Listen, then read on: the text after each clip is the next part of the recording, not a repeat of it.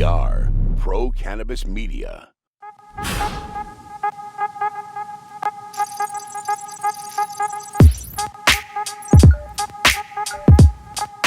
Hi everyone, welcome to a special edition of Weed Talk Now. I'm Jimmy Young, the founder of Pro Cannabis Media.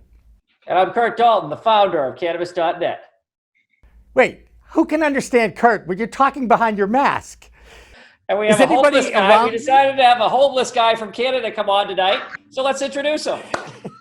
Go ahead, Kurt. He's your buddy. Go ahead. We have the one and only Bruce Linton. He's in disguise. He's playing a role in a Adam Sandler movie out of Ottawa. But welcome, Bruce. How you doing? I'm doing well, man. If it's COVID and you try to look sketchy, people stay away. That's true. Is that the playoff? Is that the cough a lot? Is that the playoff beard? That's what I'd like to know. Is that the playoff beard? Because that's what all the hockey guys do during the playoffs is they grow their beards, right? It's true. It's sort of the spring theme. But given the fact playoffs are in August, I think they should probably be like shaving everything. The bald head, for instance. All right, and that's in now anyway. I guess congratulations is in order, Bruce, because over the last few weeks or so, you've been busy raising money for a new company, Collective Growth. Can you tell us a little bit about that adventure and that venture? Yeah, so it was even a little further back. We officially launched sort of second last week of May, and so what it is it's called a special purpose acquisition company. Some people would call it a blank check company. What your investors are doing is saying, we would like to put money in a bank account, 150 million US dollars. You're going to, as soon as we do that, you're going to be freely trading stock on NASDAQ in this case. And please report back to us sometime before the next 18 months are up with how you plan to use the money. And if we like the plan and the units are trading above the price we pay them at, we're in favor and you go do it. We don't like the plan or if things are trading bad, well, you just wasted your time and money, because you have to, in order to do that, put up a good chunk, $3 or $4 million with a group of people to launch it.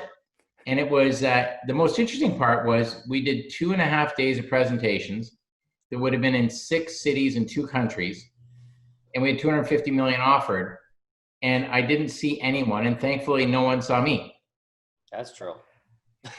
When we last talked in April, you talked about doing business through Zoom and doing business not in offices anymore.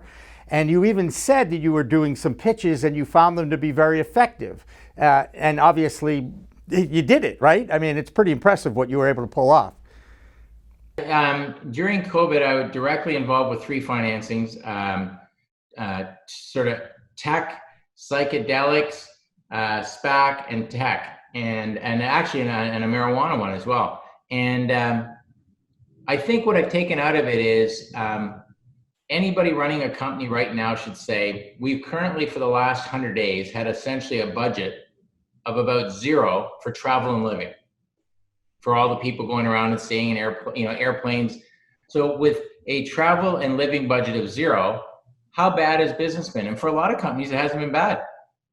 And so I hope when they return, as both a shareholder and somebody actually likes the fact that skies can be very blue when you don't pollute the hell out of the place, that every company would say, how could we run our company going forward with 25% of what used to be our travel and living budget?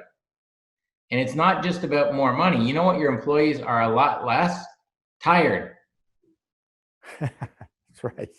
So That's people will focus their activities on the right things at the right time. And so I'm going to be kind of an advocate that it's almost like a challenge to the companies, because if all you do is go right back to the previous way and a competitor says we can do it more time efficient, wear less people out, and do it for 25% of what you spend, ultimately your competitor is going to win. Bruce, I got to ask you, being a startup guy, and more of a personal question. You rode the rocket ship up, the 5 billion, the way down. You know, it can be rough on you too. The double firing, if you will, Canopy and Vireo, and people taking their shots. On a human side, like, what'd you learn? I mean, obviously it was more enjoyable the way up, but what were the things you learned kind of coming down and people kind of taking their shots at you, and what was it like? Well, it's a couple of things. One is, I spent the 1 year. So what I did is that within an hour of being fired from Canopy, because I just want to do what I want to do, I knew what I was going to do the next day. In a sense, I knew that I was going to make myself visible because what I wanted to have is a very active year. And the reason I wanted that is I wanted a sampling platter of everything. And if you do a sampling platter, sometimes you get to ones and you go, ugh, what was that? And I had one of those. They probably felt that's what they were doing to me. Maybe I was doing that to them. But the net of it is you get a better perspective. So this year, it's about now 1 year and a couple of weeks. This year is about creating a ton of value in 3 or 4. And you know what? You just focus on what you focus on. I like to use participating in the media. Like, Kurt, did you ever see me on anything where I wasn't wearing a brand? Because if you're going on, you should have a brand, you should be talking about it. So, this is just one of those ones where you guys reached out. I said, man, I got to do it with Kurt. Like, it's Jimmy gives me a free fish shirt and you give me a headache every time I talk to you, but it's all good. What are you talking about, buddy? I got the shirts. Come There's on, the man. fish shirt. There it is. That's right. I think what I learned is if you want to keep a job, I know the secret. Show up and shut up. That is a good way to keep a job. But when people call me and chase me and say, can you come and help our company? You know why they need me? Because things aren't good. And they need to get better. And so sometimes if you come into a circumstance, what I do is I try to think about 3 Ps. First, I look at, do they have the right plan? And if things are going shitty, the chance that you have the right plan is relatively low. So we have to reassess the plan, and that can get a little prickly for people because a lot of times the people who made the plan that's not working are still the people working there. Second thing I look at is the people. Almost always you have too many, and almost always you have some of the wrong ones in the wrong spots. So it means some people lose their job and some people change jobs. And that can get touchy because you don't know who's who. And then the third thing, which is where I drive most people completely mad, is pace. And what pace is that you need to make more and better decisions than anybody in your sector, or you're not going to beat them. And so that comes down to things like IT systems. Where are we getting our information? It comes down to customer interaction. How do we know what they don't like?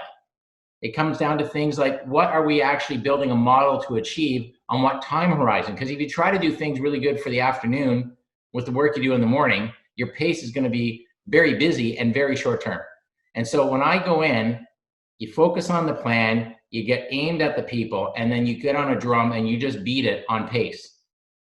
And pace is the hardest thing because it's sort of like, for some people, it's what their heart rate is what their heart rate is. And what I know is that if you aren't hammering harder and pushing harder, and if you can't deal with that, then the pace thing will always cause people a headache. And I've concluded that I kind of feel bad that I drive people nuts, but I probably will have a segment that do not like my theory on people, the plan, the people, and the pace. And so that will be a self-selecting thing, I think, for the rest of my life of who wants to work with that. So that leads right in with the money you just raised and the 3 or 4 projects that are ready to go in it. What appealed, or what's in those? What do those projects tell us, and what appealed to you in that same pace and that description? Yeah. So in a SPAC, that thing where the $150 million came in, a penalty the money puts on you is they said, we're only going to let you have it for 18 months instead of 24 months. And you know how that hits me in the mind. If I still have your money in 18 months and have done nothing, I don't know what went wrong, but it was like 1,000 things. And so that model where you have currency that's a listed stock and you have cash, and then what you're doing is making deals to assemble all these pieces that on the basis of their assembly are worth more than they were independently. That's not going to work, man. That's like going to play every day. I'm really active in Europe with a fund we've set up called Oskare, O-S-K-A-R-E. And we launched in, end of June, beginning of this month. And what it's doing is it's raising money to take this European federally permissible platform with phenomenal pharmaceutical history and regulations that allow, you can see when Germany, maybe Greece are going to go wreck, but you have this great medical platform and you can do research. And so we're trying to fund the sort of 3rd, 4th waves of products and things out of Europe. And then, you get things like Gage Cannabis. I was on with those guys today, and they're in Michigan. and you can't believe the rate at which they're growing. So what you want to do is make sure you're helping them always figure out what the best sources of capital are. Make sure that we don't get in a situation where our balance sheet's kind of messed up because you got everything tied up in lease lendbacks and things. So those kind of things really get you going. This hat is Rockify, and it's software, but it's software like, if you have more time to stop, which I've had, on and off, you start thinking about the reason we started Rockify is that it annoyed me that I didn't own certain things that I needed to use and I wanted access to them. So it really thought it was a software application so I could figure out kind of what's in my neighbor's garage effectively and give them a little bit of rent for it, insure it so that if I wreck it, they get a new one. It's not my problem. But when I thought about it, and we worked on it a lot, almost everything all of us own that's in our garage, basement, and a lot of stuff in your kitchen, you use for about an hour a year. That aluminum ladder is a perfect example. Yes. You got under one? my deck. Yeah, it's under my deck. You bought that. You were super proud the day you bought it, and you bought a good one. Everybody buys a good one. And then right. Use it to take some leaves out of the eaves trough in the spring or fall or something. Why we would ever make another one is insane, because to make that ladder, they had to dig some honking holes, take the ferrous materials out, smelt them down, roll the aluminum, ship it somewhere, da-da-da-da-da. The next thing you know, what they really made is a big environmental drain. And instead, what they should have is you should have yours on Rockify, and everybody who needs it pays you $10. It gets picked up by an Uber-like equivalent, depending on the length of your ladder. And the guy doesn't have to store it, he just uses it. And think that through. You say you could do that for tents. You could do that for mix masters. We have over 500,000 items in there, and we're just starting. And what I like about it is, I think when you exit COVID, you enter a recession. Even in COVID, we're in a recession. And so anybody who's got a ladder under the deck should think about, how do I make an extra few $100 a year off this ladder? And anybody who doesn't want to spend the $200 to buy it should say, how can I use $15 to rent it? And so the matching of interest happens and the environmental happens. And I kind of belabor that one, because one of the things I thought about is I only want to work on things that I think will make a meaningful, disruptive, positive impact. And you found one. You certainly found one. I want to ask you, do I have to white? I co-founded it because I was pissed off I couldn't get a chainsaw big enough to finish a cutting job I was doing. I got a chainsaw under the deck. Well, not under the deck. In the garage. I could have let you borrow it. Right? You know, what I hear right now is you are basically Mr. Money Pots. You're letting money just sit idle when you should be actually Rockifying it. Turn your coat upside, man. There's going to be like $1,000 fall out of your pockets. No, absolutely not. Not my pockets. Absolutely not. When you share this now, you mentioned COVID and this whole new world that we're in. I'm guessing that you have to wipe down the product that you're going to rent as well, because everybody's worried about surfaces, right? For sure, but here's what we thought. Well, as soon as COVID was announced, we thought, boy, we're pretty screwed. But after about a week of that thought, even less, we went, so if you can't go to the gym, can the gym come to you? Right.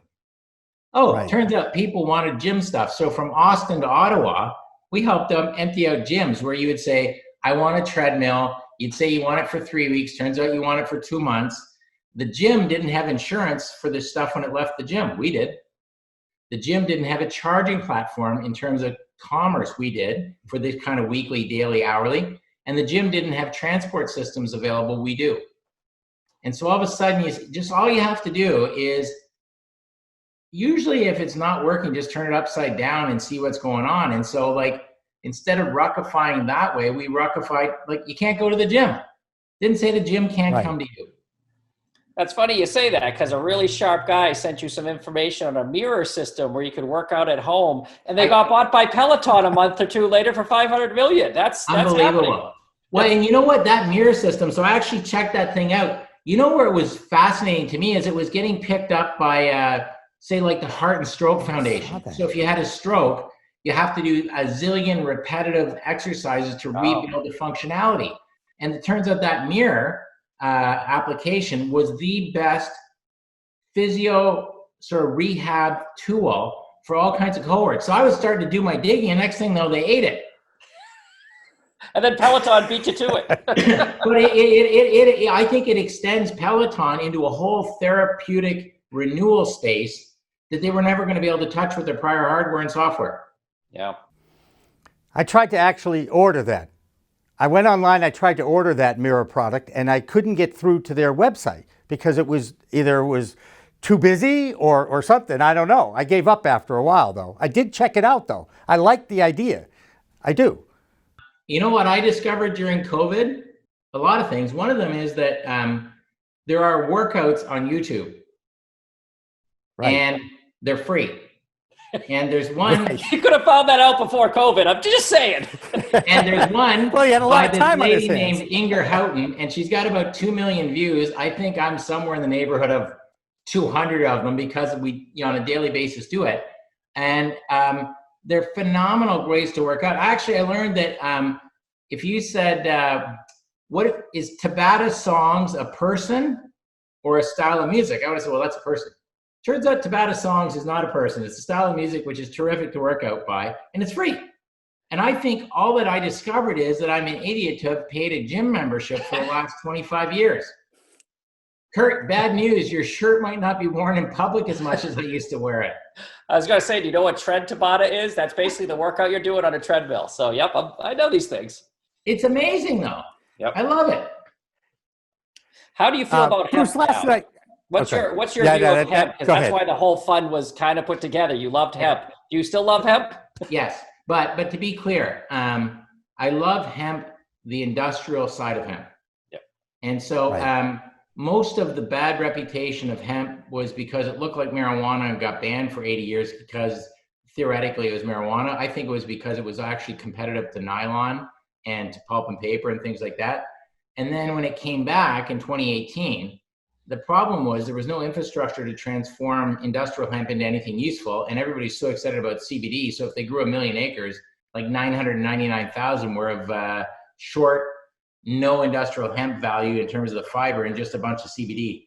But like when we did our analysis, there's a couple hundred categories of current industrial supply products that can be more sustainably, more price effectively produced when you grow hemp of the right kind and put it through the right processes.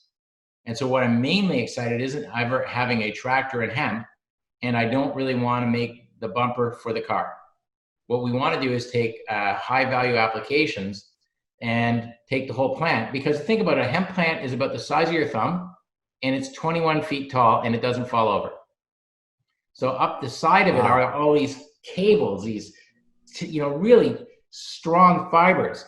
And so think of that stuff, and if you do the right things with it, you can actually make them conductive of electricity like copper. They weigh less, stronger than steel. So there's all kinds of applications, and what we're trying to do is think through all of them so that you monetize every piece of that plant, and you end up with a situation where you shorten the supply chain. Because what people in every country are going to want after COVID for a long time, at least the lifetime of the people who've experienced, is how do I not depend on other countries for things I find I have to have? And if hemp can be a big part of that list, it means you shorten the supply chain. You're not getting stuff from all over the world. You're growing it and processing it in America. And I think it's going to impact everything from like auto industry to where you get your next pair of jeans and what the mix of cotton and hemp is. Do you have hemp in the fund yet? Are you looking at companies? Yeah, so probably our biggest blessing and biggest challenge is that most of the fact that it was illegal in America meant that it was happening elsewhere. And where it was happening, it wasn't illegal, but because it wasn't the major market, you have a lot of successfully operating small to medium-sized companies. And so typically, if you're going to do what they call the SPAC, the thing I described earlier, what you do is you go buy one huge company and you put it in there. And instead, what we're going to have to do is a little bit more dicey. We're going to stitch together 4, 5, 6 of them. And then we're going to make it so that together they're way better than they were independently. And what you'll have is this thing that could grow like crazy. And, my goal is, I told people in 2014, company Canopy Tweed, I started in 2013. One guy came and saw me and he said, 2014, you gave me the pitch and you said, I asked you, what do you think the company looks like in 3 years? And I said, well, I don't know if it's worth 1 billion or 2, but it's for sure a unicorn type company. And the reason is, a lot of people like marijuana, very few licenses are going to be issued, and we're the first country on the planet to rationally govern it. If that's not $1 billion enterprise, it means we dropped the ball on the way to the actual prize. And I think the same thing is going to happen with hemp. And I think its applications are actually more broad and more disruptive than cannabis. Absolutely. Can I ask you a question, Bruce, about valuations of companies? I know that you have been down this road many, many times. When we talked to Terry Buell yesterday from the Cannabis Law Report, of course, we were referring to High Times and everything that they're going through. But how do you come up with a valuation that makes sense when you go in front of people who you're pitching for investment dough? Yeah. It's a hard question because everything's only worth what people will pay for it. And what they want to pay for things at different times can change dramatically. And so I would say that answer for any corporation in any change sector changes every 6 months. It can go up and down. And so you need to be able to read the room to know which direction things are going. And you need to be hopeful that you didn't start too high and you were beginning your pricing at a peak and you got nothing but pain. And so what I would sooner do is I would sooner do 5 financings and be what people call dilution. Let me explain my view on dilution. If you give me $1, I expect to turn it into 10. That's called value creation. I own less of the company, but because of your dollar, it's worth a hell of a lot more. Now, if I was afraid of dilution, what I'm really afraid of is that if you give me $1, I turn it into 50 cents. Now the thing's worth less. I did not do value creation. So it is my view that those people who are fundamentally terrified of dilution are actually fundamentally terrified of their own business plan and their own competence. And so I think people who start and try and get a very high valuation, grab the money once at a huge level, don't have confidence in their own business plan. And so I am very, very concerned when I see that. I would sooner see somebody who says, you know, give me $1, I make it to 10, I'll come back and see you and you'll give me $2 more because you love me. I know it doesn't answer the question, but to me, you are way better. It's kind of like when we released gel caps and oils. You're way better to, well, that was dose low and go slow, but this is much better to actually start low and always go up. And so I hate these things. The other part is I would look at if their last round had nothing but retail, and if their average, if you asked 95% of the owners of a stock what the price is or what the value is, if you said what's the value, if what they tell you is the price per share and they have no idea what the shares outstanding are, all you've done is tricked a bunch of retail because they can't even answer the question on what's the market cap. Like, who cares what the price is per share? If you do enough splits or enough consolidation, you can manipulate it to any price you want per share. It's the market cap that matters. And I get a lot of people who even pitch me who are the owners and operators of a company. They'll say, you got to get now. It's a 40-cent round. Well, what the hell does that mean? Like, I could have had a company that had a 40-cent round. I would have just had to do like a 1,000-to-1 split. But who wants a 40-cent round? I want to know what's the market cap. So I think valuations are sometimes opportunistic, and those that do that are often punished. And we're seeing that in the sector now, right? Wow. How many down round, heavy warrant coverage, rewriting of the terms of convertibles, like convertible killer notes are still everywhere. One company came to me and said, can you help us find somebody to buy us? The only criteria is the home cannot have a big convertible overhang. They just can't, you don't know what's going to happen underneath that. Gotcha. Wow. What do you like in? All right, I got to follow. In Michigan, what I got to follow up, Kurt. When you want. Marijuana scene, and you're in Michigan. What anything you like? Anything you're looking at, or what do you think of the sector in general? So Michigan, I'm involved with Gage. I would say demand is twice as much as we thought, and the rules are well administered. If you can get the licenses to be vertically stacked and actually control your own destiny, massively beneficial. It's essentially Florida spelt a little differently. And it's really well run. And I would say the operator I'm involved with, you know, you can see directly from every place you're growing to everywhere you're selling, the timeline where you can actually recognize revenue. And that kind of business, you know what the single biggest problem of being Gage in Michigan? Working capital, because you're growing so quickly. Because when you're going to open up a store, you got to build a store. Then you got to fill the store with product. And that means you had to build a building to build the product, grow the product, and you got to have a time to clear it. And so when you're growing at like doubling every 3 or 4 months, that's a lot of happening. But it seems that, more and more of the areas that were medical only are saying, yeah, you know what, we're changed our mind. We're going to let it become rec as well. So directionally, it's just great. It wasn't left, you guys are mass, or at least you're a mass. It wasn't screwed by the choice that you're not essential. It was essential. So I just, It was anything with good regulatory structure matters. And that's why, how many times have you guys been, think back 3, 4, 5 years ago, everybody said, you got to be in California. You got to be in California. I don't know, man. That's a good story for a couple, but it's a tough piece of work compared to being early and focused in a state like Michigan. And in Massachusetts, just to correct it again, the governor here deemed medical cannabis essential, but stopped adult use rec. And they were the only state in the country to do that, I might add. Jimmy also closed all the liquor stores and stuff. Yeah. Sure he did. Yeah, no, because he had to go to them. He needed those open, and that's a completely different story for another day. But I want to go back to companies and specifically media companies. There have been a lot of media companies in the United States that were properly capitalized that have gone south within 1 to 2 years of their operation. What did they do wrong, or is it too early to actually create a media company because the market hasn't even evolved yet? Yeah, well, I think some of them took hot money, right? Like, oh, this is a great story, a great brand, a great space.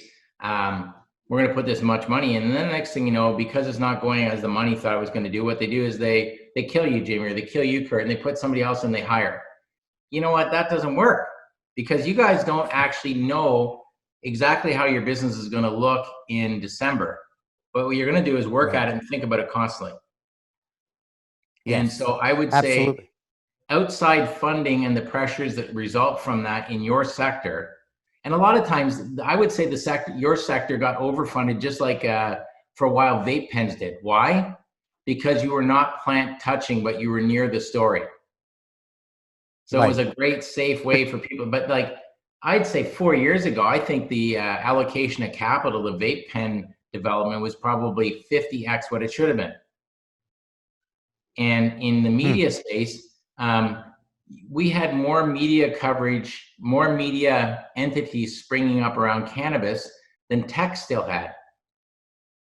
Like, if you think about it, you guys on 2 hands couldn't count all of the players that were on the field over the last 4 years in your space.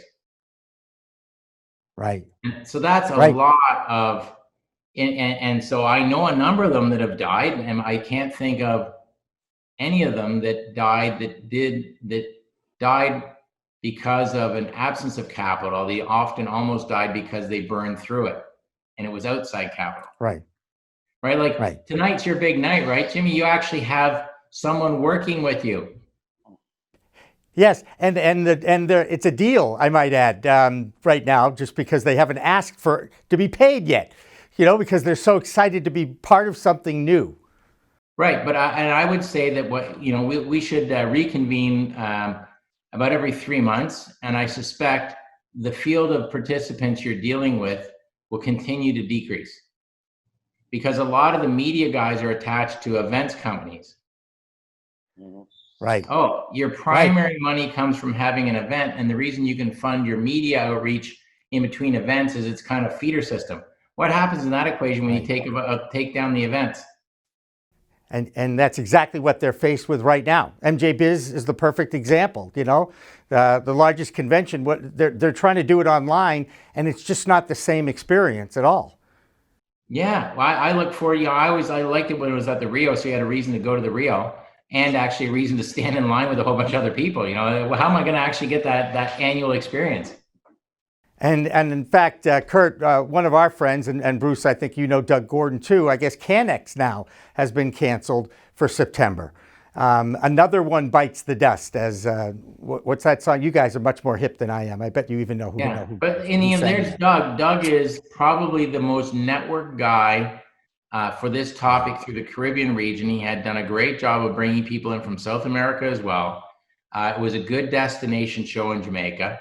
I was there the last 2 years. You were there at least one of them for sure, Kurt, and I think two. Yeah, two or three, just two. Kurt went to two, and he dragged me to last year in September, and it was a great show. I admit it. I feel bad for Doug. Yeah, but that was a quality show. You think about the number of attendants, the number of geographies.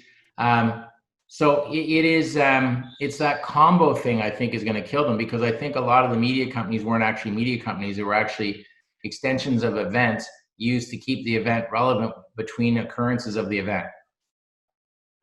Yeah. Interesting. And I think they're discovering now that the webinars that a lot of them are putting online are not attracting the eyeballs that, of course, you need to be a successful media company. It is a basic 101 media there. You have to have audience. It's the gyms that we took all the stuff out of the gym are making way more money than the gyms that are running online seminars. So you learn how to unroll your yoga mat or something, and they think you're going to actually pay to watch like the gym online. Zero. So like you can't, you have to change what your business model is. You can't just sort of try to do a gentle migration for some of these things. It just doesn't work. Adapt and improvise. Yeah. As far as a guy who developed products, I'm curious your opinion on this debate, because I riled up some millennials. I say, and all the studies say, branding in the cannabis space is irrelevant based on consumer response. Yet millennials who run websites and do marketing will swear they have to, every cannabis product has to look like it comes from the Apple store or a Nike store. Yeah. How important is cannabis branding when you were building out the Canopy brands and the products? And what do you think of it now as far as the color, the logo, the sleekness? Are you say absolutely important, a little important, or turns out to be irrelevant as studies show? So my pitch was, and would still be, unless you have unlimited spend, branding is nothing more than a marketing war unless you do one thing fundamentally different. Whatever product is in there should be able to be identified by the consumer without a label across an array of similar selections presented by your competitors. So if you do not have something fundamentally superior and better, then all you are is in a marketing war over the jersey. And so first, and we apply this particularly in the place of beverages. We said that like it must be amazing, and then it must have an identifiable shape of a can. So like the 2 milligram Tweed and Tonic is in a tall, slender can. You know how many calories it has? 0. Now, a tall, slender can full of clear beverage, does that make you think? Bet that doesn't have calories. Bet that makes me feel tall and slender. I think branding, product, packaging have to actually convey the purpose. So the ones we made for Seth are phenomenal. They're this grapefruit kind of really more carbonated than the Tweed and Tonic. And it's in kind of a fun, crazy pink can. If you've ever actually hung around Seth and heard him laugh, that can doesn't laugh and be nearly as crazy as him. So but it makes a ton of sense because it's a refreshing, so I think, I don't know that you can, it's almost, the argument to me is missing the point. You guys agree. What you want is a great and differentiated product that you can identify without cool packaging. And then you want the packaging to represent the intent of the brand and the quality and type of product inside. Thanks for clearing that up. Yeah. But you know what? You will come to Canada. You know what you're going to look at? I guarantee you the can you're going to look at, if you saw the 3 primary beverages that are selling, there's the tall, slender one, there's the pink one, and there's one in a black can, and it's a little stocky, and it kind of looks like, you will grab that one. You say, that's more what I like. And it's the much stronger one, and it's called Deep Space. And it's a 10 milligram beverage with high intake, but it's intended, like if the guy looks like Kurt, he's going to go for that one. Like he's going to, and it's the top selling SKU because it has a higher amount in it. Guys walk in, they see the can, they hear the story, they buy the product, they come back and they buy. And I'm comfortable buying the pink one. I just am. I just want to say that because I'm comfortable with that. By the way, speaking of cans, I did see a story today that aluminum, or as they say in Europe, aluminium, there's they're looking for. There's not a lot of it out there right now because everybody's at home drinking their aluminum cans in their beers and their sodas. Now, what are you saying? No, it's because you have stupid aluminum ladders under your I was deck. just going to say that. I go, they all made the ladders out of them. What do you mean? Oh gosh! You are. What am I going? Where's Kurt going? Where's Kurt going? He just left the show. He's going to get his ladder. He's going to get his ladder. I don't know what you're talking about. There you go. There we go. Doesn't work in a virtual world. He's learning about green screen, right? It doesn't work in a virtual world. I thought you were going out to get your ladder. Well, now I'm thinking about, I'm going to go see what's under my porch. Wheelbarrows. Hey, fantastic. Hey, Bruce Linton, as always, extremely entertaining, informative, and educational talking to you. You are, what's it? And hopeless. And homeless. I think he's doing all right. He's in the same room he was in a couple months ago. That's a good sign, right? True. And house arrest continues. That's right. We wish you best of luck with your future venture.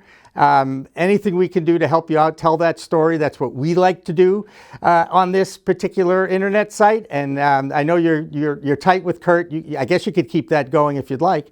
Remember what I bought?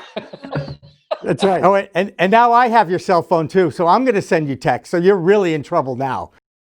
I love it. Well, you guys keep up the good work. I love it. Keep it going and be healthy and well, and let's prosper. You bet. Thank you very much, Bruce Linton from O Canada up there. And we will say goodnight for this version of Weed Talk Now. So for Kurt Dalton and Bruce Linton, I'm Jimmy Young. We'll catch you next time. Remember, it's a whole new world of weed out there. Use it responsibly. Thanks for watching. Thanks for listening. Weed Talk Now, Weed Talk News, and In the Weeds are all available on most major podcast distributors like iTunes, Spotify, Google Play, and our friends at clnsmedia.com and our flagship, cannabis.net. So subscribe, share, and like our videos on all the social media networks out there, including LinkedIn, Twitter, Instagram, Facebook, the WeedTube, and YouTube. Weed Talk and In the Weeds are two productions of Pro Cannabis Media supported by Revolutionary Clinics, one of the top medical cannabis dispensaries in the Massachusetts area, now with 3 locations in Greater Boston, 2 in Cambridge, and 1 on Broadway in Somerville. Rev Clinics has a patient-first mission. They will customize your needs as a medical patient with the proper titration and combination of strains, flavors, and products. Rev Clinics, where the patient comes first. We are Pro Cannabis Media.